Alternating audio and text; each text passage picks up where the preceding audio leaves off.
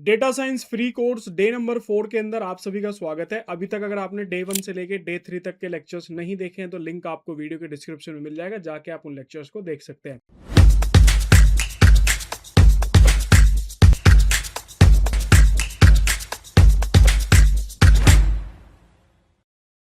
तो हमारा एक्सेल चल रहा है डेटा साइंस के अंदर, जिसमें हमने लेक्चर 1 से लेके लेक्चर 3 तक एक्सेल के काफ़ी सारे टॉपिक जो हैं वो कवर किए हैं। और देखो, एक्सेल ना एक कॉमन सॉफ्टवेयर है जो कि हर एक इंडस्ट्री के अंदर यूज़ किया जाता है। तो ऐसा नहीं है कि मैं अगर डेटा साइंस बोल रहा हूँ तो आपको डेटा साइंस के लिए ही जो है वो पढ़ाया जा रहा है। एक्चुअल में एक्सेल कॉमन है जो कि हर इंडस्ट्री के अंदर यूज़ किया जाता है। तो आप किसी भी इंडस्ट्री में, आप सिविल, मैकेनिकल, इलेक्ट्रिकल या XYZ किसी भी डिपार्टमेंट में आप काम क्यों ना करते हो, आप इस सॉफ्टवेयर को जो है वो सीख सकते हैं। तो आज हमारा डे 4 है। डे 4 के अंदर भी एक्सेल ही हम लोग कवर करने वाले हैं, और इसके अंदर हम लोग जो हैं कुछ इंपॉर्टेंट टूल्स जो हैं या कुछ इंपॉर्टेंट फॉर्मूला के बारे में बात करेंगे। तो चलते हैं लैपटॉप की स्क्रीन पे। आपको ना एक एक्सेल की सीट दिख रही होगी जिस पर ऊपर लिखा हुआ है बार बेंडिंग शेड्यूल। तो जितने भी सिविल इंजीनियर्स ये वीडियो देख रहे हैं वो ये रिलेट कर पा रहे होंगे कि ये एक्सेल सीट जो है वो किस चीज़ की है। यहाँ पे एक फॉर्मूला हम लोग यूज़ करेंगे जिसका नाम है इफ़। ठीक है, ये एक कंडीशन बेस्ड फॉर्मूला होता है और काफ़ी वाइडली जो है एक्सेल के अंदर यूज़ किया जाता है। कई बार जब आप इंटरव्यू देने जाते हो तो वहाँ पे भी इस फॉर्मूले से रिलेटेड आपसे कुछ ना कुछ क्वेश्चन जो है वो पूछ लिया जाता है। अगर आप ध्यान से देखोगे, सो ये बार बेंडिंग शेड्यूल का डेटा है। मतलब जैसे जिनको नहीं पता उनको बता देता हूँ कि जब घर वगैरह बनता है, कोई भी बिल्डिंग या कोई स्ट्रक्चर बनती है, तो वहाँ पे रेनफोर्समेंट बार या स्टील की बार आप बोल सकते हो, वो वहाँ पे यूज होती है। और उसको एक स्पेसिफिक शेप के अंदर उसको कट करके बेंड करना होता है। ठीक है, जो भी आपका स्ट्रक्चर है उसके अकॉर्डिंग, तो उसी का एक शेड्यूल बनता है। तो उसी को बार बेंडिंग शेड्यूल बेसिकली बोला जाता है। यहाँ पे अगर आप देखोगे ना, तो यहाँ पे ना डाया लिखा हुआ है। 8 mm डाया है, 10 mm, 12 mm, 16 mm, 20 mm, 25 mm, 28 mm, और यहाँ पे 32 mm लिखा हुआ है।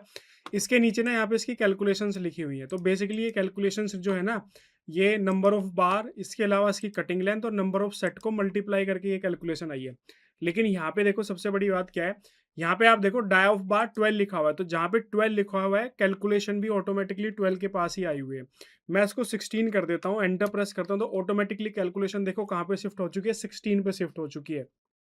ठीक है, आप इसको यहाँ पे 20 कर दोगे तो ऑटोमेटिकली कैलकुलेशन 20 पे शिफ्ट हो जाएगी। तो ये बेसिकली पॉसिबल हो सकता है किसकी वजह से, अगर आप इफ कंडीशन को यहाँ पे यूज करते हैं। तो मैं वापस से यहाँ पे 12 ही इसको कर देता हूँ।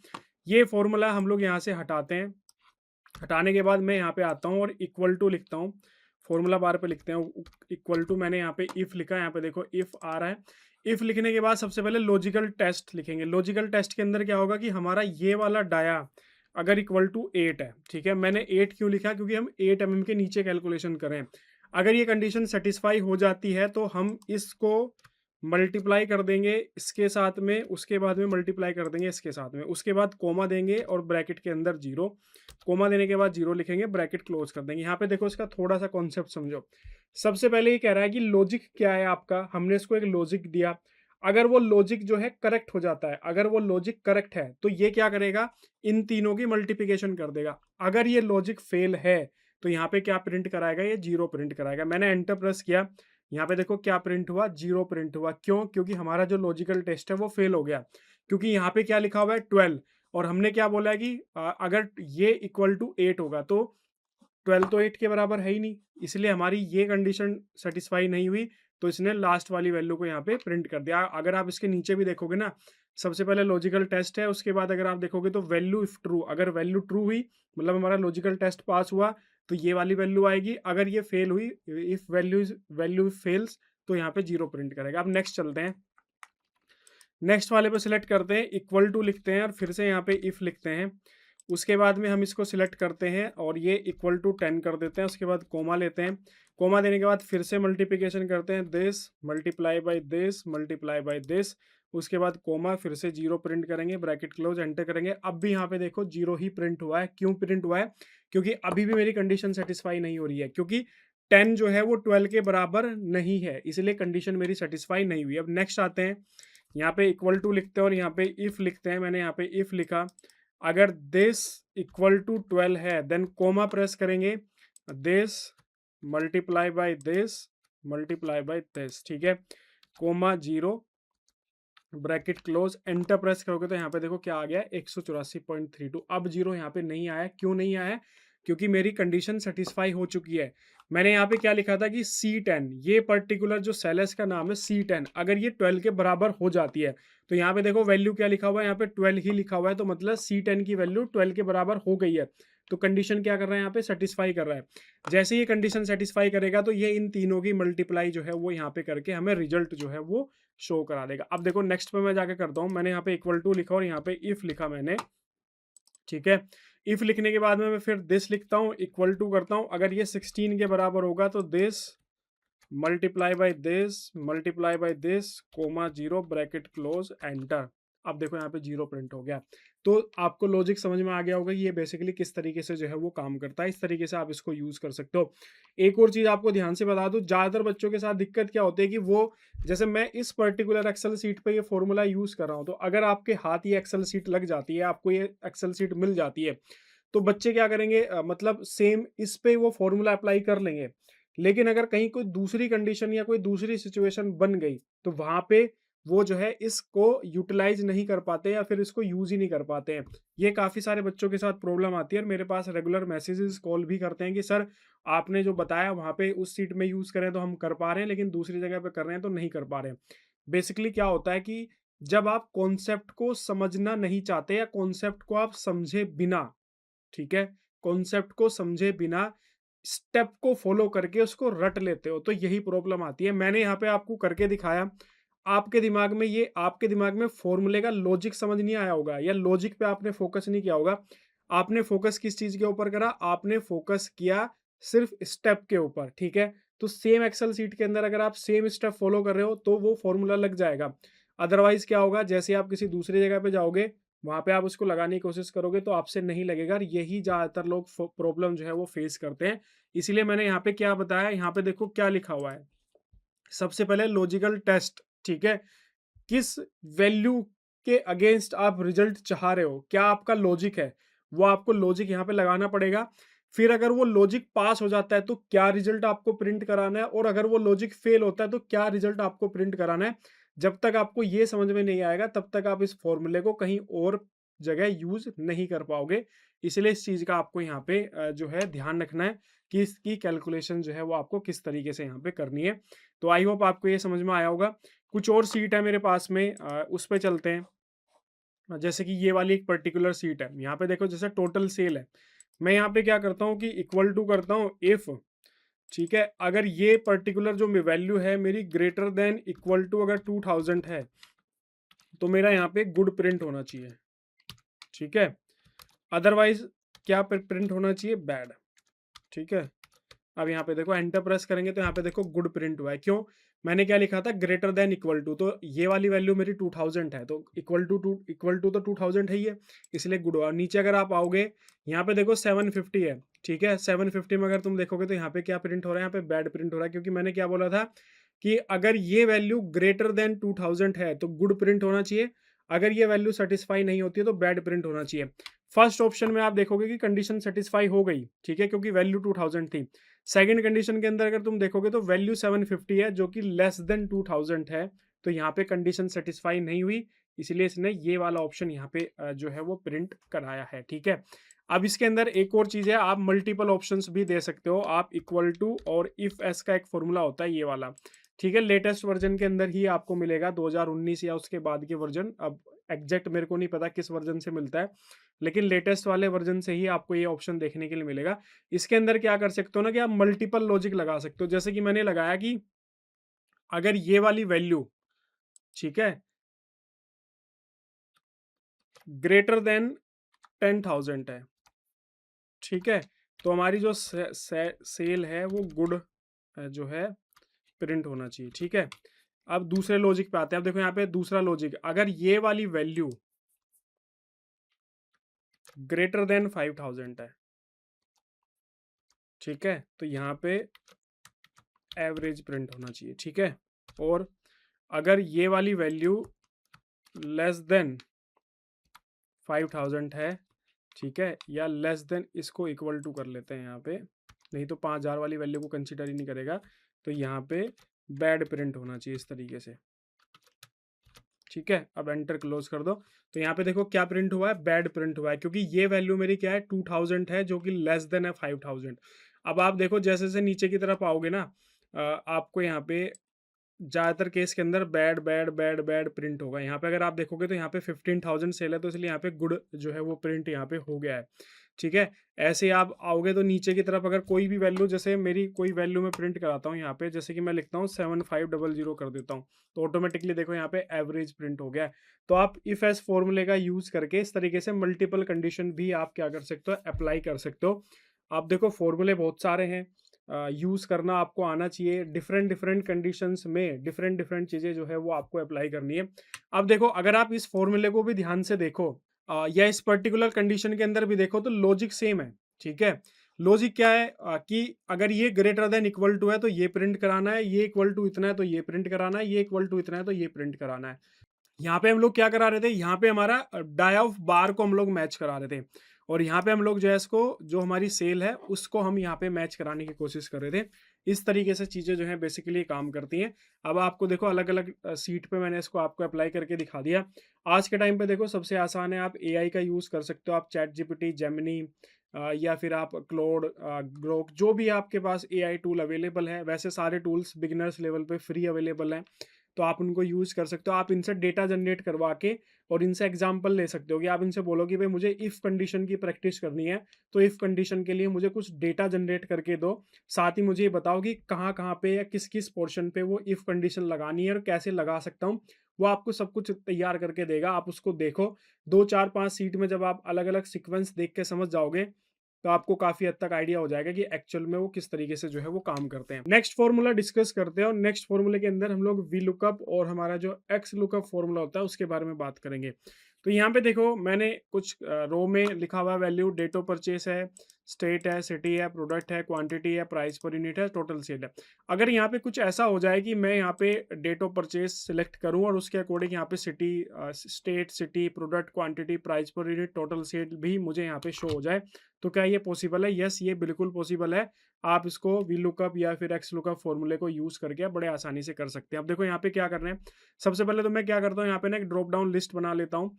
आप बिना ड्रॉप डाउन लिस्ट के भी यहाँ पे काम कर सकते हैं। तो फिलहाल आपको डेटा के अंदर आना है, यहाँ पे डेटा वैलिडेशन पे क्लिक करना है, यहाँ से लिस्ट पे जाना है, सोर्स के अंदर आप अपने इस पर्टिकुलर कॉलम को सिलेक्ट कर लीजिए। उसके बाद ओके पे क्लिक करोगे तो यहाँ पे देखो आपको ना ये इस तरीके से यहाँ पे ड्रॉप डाउन लिस्ट आपको यहाँ पे मिल जाएगी। ठीक है? अगर यहाँ पे आपको डेट ना दिखाई दे, डेट के अलावा कोई वैल्यू अगर आपको दिखाई दे, तो आप यहाँ पे होम वाले ऑप्शन पे आके और यहाँ से नंबर के अंदर आपका जनरल सिलेक्ट होगा या कुछ और वैल्यू सिलेक्ट होगी, तो आप उसको यहाँ से डेट वाले ऑप्शन पे यहाँ पे कर लेना कि शॉर्ट डेट या फिर long date. Short date select करोगे, इस तरीके से आपको यहाँ पे मिल जाएगी। अब देखो स्टेट वाले ऑप्शन के नीचे मैं सिलेक्ट करता हूँ, यहाँ पे इक्वल टू लिखता हूँ, वी लुकअप में टाइप करता हूँ, वी लुकअप फॉर्मूला मिला है, यहाँ पे आ जाएगा। सबसे पहले क्या कह रहा है, लुकअप वैल्यू, मतलब किस वैल्यू के लिए आप कैलकुलेशन करना चाह रहे हो। तो हम किस वैल्यू के लिए कैलकुलेशन करना चाह रहे हैं, डेट ऑफ परचेज के अकॉर्डिंग, तो मैंने इसको यहाँ से सिलेक्ट कर लिया। उसके बाद कोमा देने के बाद ये मेरे से पूछ रहा है टेबल एरे, किस टेबल में से आपको डेटा निकालना है। तो हमारी ये टेबल है, इस टेबल को मैं यहाँ से जो है कंप्लीट टेबल को यहाँ से क्या कर लेता हूँ, सिलेक्ट कर लेता हूँ। मैंने देखो ये कंप्लीट टेबल सिलेक्ट कर लिया। उसके बाद मैं यहाँ पे कोमा प्रेस करूंगा। अब ये पूछ रहा है कि टेबल एरे मेरा सिलेक्ट हो चुका। अब ये पूछ रहा है कि कॉलम इंडेक्स नंबर, मतलब किस कॉलम में से आपको इन्फॉर्मेशन चाहिए। तो हमारे यहाँ पे देखो कॉलम कौन सा है, स्टेट, तो हमारा स्टेट वाला ये कॉलम है।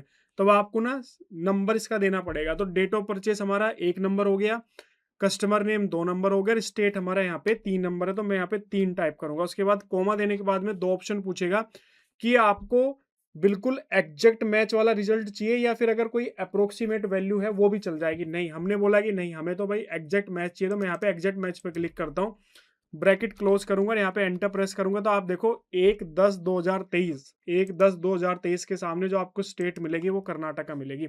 इस तरीके से आप यहाँ पे जो है कर सकते हो। अब जैसे यहाँ पे टोटल सेल वाले ऑप्शन पे मुझे जाना है, तो मैं यहाँ पे क्या करता हूँ, इक्वल टू करता हूँ, वी लुकअप फॉर्मूला लिखता हूँ। ठीक है? लुकअप वैल्यू हमारी यही रहेगी। इसके बाद हम लोग यहाँ पे कोमा देते हैं और कोमा के अंदर हम अपनी यहाँ पे जो टेबल है उसको यहाँ से क्या कर लेते हैं, सिलेक्ट कर लेते हैं। ठीक है? कंप्लीट टेबल हमारी सिलेक्ट हो चुकी है। कोमा प्रेस करेंगे। अब देखो हमें यहाँ पे कॉलम इंडेक्स नंबर देना, तो हमारा कॉलम कौन सा है, टोटल सेल। तो डेट ऑफ परचेज से काउंट करेंगे, 1 2 3 4 5 6 7 8, टोटल 8वें नंबर पे आ रहा है। 8 लिखेंगे, कोमा देंगे, एग्जैक्ट मैच पे क्लिक करेंगे और ब्रैकेट क्लोज करेंगे और एंटर प्रेस करेंगे। तो यहाँ पे देखो टोटल सेल अगर आप देखोगे 1/10/2023 पे आपकी जो टोटल सेल यहाँ पे आ रही है उसकी जो वैल्यू है वो 2000 वैल्यू आपको यहाँ पे दिख रही होगी। तो इस तरीके से आप इसको कर सकते हैं। आप इस फ़ॉर्मूले को ऐसे यहाँ से पिक करके भी आगे की तरफ ले जा सकते हैं, लेकिन उसके लिए आपको क्या करना पड़ेगा, वैल्यू को फ्रीज़ करना पड़ेगा। इसको सिलेक्ट करिए और F4 प्रेस करिए, तो यहाँ पे देखो वैल्यू फ्रीज़ हो जाएगी। ऐसे आप इसको यहाँ पे करिए, F4 प्रेस करिए, यहाँ पे इस तरीके से हो जाएगी, एंटर प्रेस कर दीजिए। अब आप इसको आगे की तरफ ले जाइए ऐसे, ठीक है। अब देखो जैसे ही मैं इसको आगे की तरफ लेके गया, वैल्यू तो आ गई, लेकिन यहाँ पे अभी भी कर्नाटका लिखा आ रहा है। अब हमें यहाँ पे क्या करना पड़ेगा, कॉलम नंबर चेंज करना पड़ेगा। 4 करेंगे, सिटी आ गई मैसूर। प्रोडक्ट पे आएंगे, यहाँ पे हमारा प्रोडक्ट नंबर कितना है, 5, तो यहाँ पे देखो टैबलेट आ गया। उसके बाद मैं इसका यहाँ पे कॉलम नंबर 6 करूँगा, एंटर प्रेस करूँगा, तो यहाँ पे देखो ये आ चुका है। प्राइस पर यूनिट पे हम लोग जो यहाँ पे 7 प्रेस करेंगे, ठीक है। यहाँ पे 7 प्रेस किया, एंटर किया, तो यहाँ पे देखो प्राइस पर यूनिट आ चुका है। तो इस तरीके से आप इसको कर सकते हो। सेम चीज़ आप जो है ना, मतलब किसके लिए कर सकते हैं, एक्स लुकअप। जैसे मैंने यहाँ पे इक्वल टू प्रेस किया, ये वाली वैल्यू मैंने यहाँ पे एंटर कर ली। अब देखो यहाँ पे इक्वल टू लिखते हैं, इक्वल टू लिखने के बाद यहाँ पे एक्स लुकअप पे हम लोग क्लिक करते हैं। अब यहाँ पे देखो सबसे पहले क्या पूछ रहा है, लुकअप वैल्यू। तो हमारी लुकअप वैल्यू कौन सी है, ये वाली वैल्यू, ठीक है। इस वैल्यू के लिए हमें रिजल्ट यहाँ पे चाहिए। उसके बाद हम लोग कॉमा प्रेस करेंगे। अब आपसे पूछ रहा है लुकअप एरे। देखो यहाँ पे ना आपको कंप्लीट टेबल सिलेक्ट करने की जरूरत नहीं है, आप उस पर्टिकुलर कॉलम को सिलेक्ट करके ही आपका यहाँ पे काम चल जाएगा। तो हमारी लुकअप एरे क्या होगा, बेसिकली हमें अपनी टेबल के अंदर उस कॉलम को सिलेक्ट करना है जिस कॉलम से हमने हमारे लुकअप वैल्यू ली है। तो यहाँ पे सबसे पहला ऑप्शन किसका था, लुकअप वैल्यू। तो लुकअप वैल्यू हमारी कहाँ से आई है, डेट ऑफ परचेज से। तो लुकअप एरे भी हमारा डेट ऑफ परचेज वाला कॉलम ही होगा। तो आप यहाँ पे इसको सिलेक्ट कर लीजिए, जो भी आपका लुकअप वैल्यू वाला जो आपका कॉलम होगा। यहाँ से मैंने इसको सिलेक्ट किया, उसके बाद कोमा प्रेस करेंगे। उसके बाद ये पूछ रहा है रिटर्न एरे, मतलब आपको रिटर्न में क्या आउटपुट चाहिए। तो हमें रिटर्न के अंदर क्या चाहिए, स्टेट वाला ऑप्शन चाहिए। तो मैं यहाँ पे स्टेट पे आऊंगा और यहाँ पे स्टेट वाले कॉलम को सिलेक्ट कर लूंगा। यहाँ पे क्या है ना, आपको कॉलम का नंबर देने की जरूरत नहीं है। प्रीवियस जो हम लोगों ने एक्स जो वी लुकअप देखा था, उसके अंदर हमें कॉलम का नंबर देने की जरूरत पड़ रही थी, यहाँ पे ऐसा नहीं है।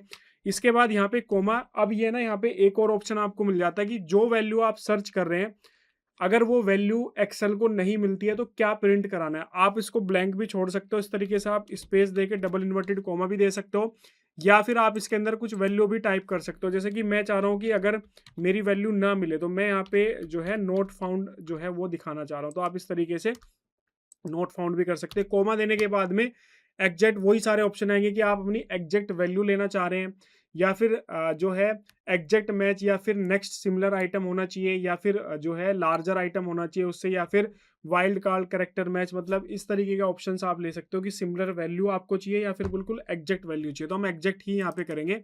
उसके बाद ब्रैकेट क्लोज करेंगे और एंटर प्रेस करेंगे, तो यहाँ पे देखो कर्नाटका का ऑप्शन जो है यहाँ पे आ चुका है। तो इस तरीके से आप कर सकते हो। टोटल सेल पे चलते हैं। मैंने यहाँ पे इक्वल टू करा, एक्स लुकअप हम लोग यहाँ पे टाइप करेंगे। ये हमारी बेसिकली क्या है, लुकअप वैल्यू है, ठीक है। यहाँ पे लुकअप वैल्यू, उसके बाद कोमा।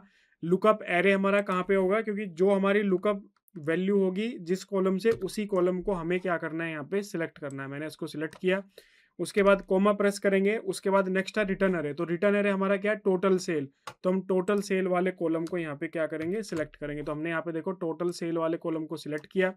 उसके बाद फिर मैं यहाँ पे कोमा प्रेस करूंगा। कोमा प्रेस करने के बाद अगर मेरी वैल्यू नहीं मिलती है तो मैं यहाँ पे लिखूंगा नोट फाउंड, ठीक है।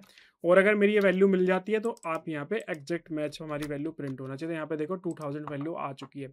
आप इसको इस तरीके से आगे ड्रैग भी कर सकते हैं, लेकिन उससे पहले आपको ये सारी की सारी वैल्यू को क्या करना पड़ेगा, फ्रीज करना पड़ेगा। तो आप यहाँ पे F4 प्रेस करिए, ठीक है। उसके बाद आप यहाँ पे फिर से F4 प्रेस करिए, ठीक है। और उसके बाद आप फिर से यहाँ पे F4 प्रेस करिए, ठीक है। फंक्शन की को यूज करके FN के साथ आपको F4 प्रेस करना है, ठीक है। अब यहाँ पे आप सिंपल एंटर प्रेस कर दीजिए। तो इस तरीके से आप देखोगे कि हमारा यहाँ पे स्टेट के अंदर कर्नाटका प्रिंट हो चुका है, टोटल सेल के अंदर हमारा ये प्रिंट हो चुका है। आगे जैसे हमारा सिटी है, प्रोडक्ट है, क्वांटिटी है, ये सारे के सारे ऑप्शंस भी आप यहाँ पे जो है कर सकते हैं। बस सिंपल आप इसको इस तरीके से ड्रैग एंड ड्रॉप कर लीजिए। अगर आप इसको ड्रैग एंड ड्रॉप करेंगे तो यहाँ पे क्या होगा ना, आपको कुछ वैल्यू को जो है ना फ्रीज करना पड़ेगा। जैसे कि यहाँ पे ऑलरेडी ये फ्रीज है, मैं इसको एक बार कंट्रोल जेड करके आपको दिखा देता हूँ। यहाँ पे देखो, एक तो आपको L4 को फ्रीज करना पड़ेगा। यहाँ से मैंने F4 प्रेस किया, ठीक है। और एक आपको लुकअप वैल्यू जो हमारी है, लुकअप एरे, उसको भी आपको फ्रीज करना पड़ेगा। बाकी एंटर प्रेस करो, अब इसको आगे की तरफ ड्रैग एंड ड्रॉप करोगे तो आपको यहाँ पे ना वैल्यू मिलती हुई चली जाएगी इस तरीके से, ठीक है। तो यहाँ पे देखो इस पर्टिकुलर डेट पे हमारी सिटी बेंगलुरु है, उसके बाद प्रोडक्ट टैबलेट है, क्वांटिटी 5 है, प्राइस पर यूनिट इतना है, टोटल सेल यहाँ पे इतनी है। तो इस तरीके से आप बेसिकली वी लुकअप और एक्स लुकअप फॉर्मूले को यहाँ पे यूज कर सकते हैं। इसके अलावा नेक्स्ट फॉर्मूले के बारे में बात करते हैं। नेक्स्ट है हमारा एंड और, ठीक है। सो बेसिकली यहाँ पे क्या होता है, जैसे कि मैंने यहाँ पे इक्वल टू लिखा और यहाँ पे एंड किया, ठीक है। एंड देने के बाद में आपको लॉजिक देना है, लॉजिक 1, लॉजिक 2, लॉजिक 3, इस तरीके से। तो ये बेसिकली क्या करता है ना, आपको यहाँ पे फॉल्स या फिर ट्रू की वैल्यू में रिजल्ट देगा। जैसे कि मैंने यहाँ पे लिखा कि this value is greater than 5000, ठीक है। उसके बाद मैंने कॉमा प्रेस किया और नेक्स्ट वैल्यू यहाँ पे लिखा, ये वाली जो वैल्यू है, ये वाली वैल्यू मेरी यहाँ पे मैंने लिखा लेस देन 500 है, ठीक है। उसके बाद मैंने ब्रैकेट क्लोज किया और एंटर प्रेस कर दिया। तो यहाँ पे देखो क्या रिजल्ट आया, यहाँ पे फॉल्स रिजल्ट प्रिंट हुआ, ठीक है। अब देखो मेरी जो फर्स्ट वैल्यू है, ये वाली वैल्यू मैंने सिलेक्ट किया था जिसको मैंने बोला था कि ग्रेटर देन 5000। तो अगर आप देखोगे तो ये वाली वैल्यू मेरी 7500 5000 से ग्रेटर देन है। तो ये वाला लॉजिक तो इसने पास कर दिया, लेकिन मैंने नेक्स्ट वाली वैल्यू जो थी वो 1000 है। मैंने यहाँ पे लिखा था कि ये लेस देन मेरी जो है क्या है 500 है, लेकिन ये वैल्यू मेरी लेस देन 500 नहीं है। तो दो लॉजिक मैंने इसको दिए, दो में से एक लॉजिक मेरा फेल हो गया, एक लॉजिक मेरा पास था, लेकिन उसके बाद भी इसने यहाँ पे फॉल्स प्रिंट किया। अब मैं यहाँ पे क्या करता हूँ, मैं यहाँ पे इसको लिख देता हूँ कि this less than equal to 1000, ठीक है ना। मैंने यहाँ पे लेस देन इक्वल टू 1000 किया, ठीक है ना, 1000 किया। उसके बाद मैं एंटर प्रेस करूंगा तो यहाँ पे देखो ट्रू वैल्यू प्रिंट हो रही है। ऐसे आप इसके अंदर मल्टीपल लॉजिक दे सकते हो। अभी यहाँ पे दो लॉजिक दिए हैं आपने, कॉमा प्रेस करो, आप यहाँ पे 3 लॉजिक भी दे सकते हो। जैसे कि मैंने एक लॉजिक मैं ये देता हूँ कि दिस, ये मेरा ग्रेटर देन है 1000, ठीक है। अब या 1200 भी आप इसको कर सकते हो, जैसे मैंने इसको किया है यहाँ पे कि ये मेरा ग्रेटर देन है 1200। अब ब्रैकेट क्लोज करोगे एंटर तो भी ट्रू प्रिंट हुआ। इसके अलावा एक और फंक्शन होता है, नेक्स्ट होता है जिसको बोलते हैं हम और, ठीक है। ये भी कुछ इसी तरीके से काम करता है। मैंने यहाँ पे इक्वल टू लिखा और यहाँ पे करेंगे हम लोग, और के अंदर आप आएंगे तो यहाँ पे देखो मैं दो लॉजिक देता हूँ। सबसे पहले इसी को करता हूँ कि दिस ग्रेटर देन 5000, ठीक है, एंड दिस लेस देन 500, ठीक है। Bracket close enter press. लेकिन यहाँ पे देखो ट्रू प्रिंट क्या है, जब हम एंड को यूज कर रहे थे तो एंड के अंदर इसने फॉल्स प्रिंट किया था, लेकिन सेम लॉजिक के साथ अगर हम और को प्रिंट कर रहे हैं तो यहाँ पे इसने ट्रू प्रिंट किया। तो दोनों में डिफरेंस आपको बता देता हूँ। देखो एंड कैसे काम करता है, आपने एंड को फंक्शन को अगर आप यूज करें तो जितने भी लॉजिक आपने उसके अंदर दिए, अगर वो सारे लॉजिक पास होंगे, सारे लॉजिक अगर वो करेक्ट होंगे तो ही ये आपको ट्रू प्रिंट कराएगा।